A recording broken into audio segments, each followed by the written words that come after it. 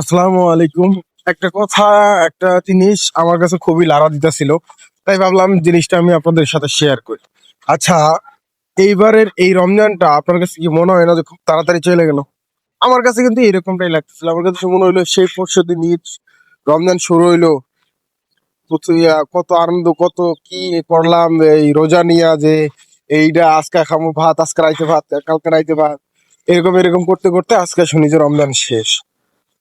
তো আমার কাছে খুব এটা মনে হইতেছে যে এই রমজানটা মানে আমার লাইফে খুব বেশি না, আমার লাইফে আমার কাছে মনে হলো যে এই রমজানটা খুব তাড়াতাড়ি চলে গেল আমাদের কাছ থেকে।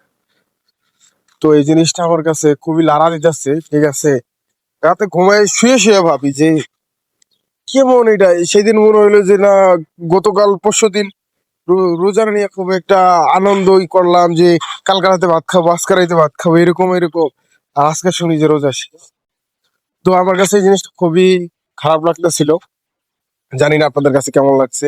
আসলে বিষয়টা কেমন লাগতেছে, আপনার কাছে কেমন লাগতেছে, এই বিষয়টা জানা। আসসালামু আলাইকুম, ঈদ মুবারক।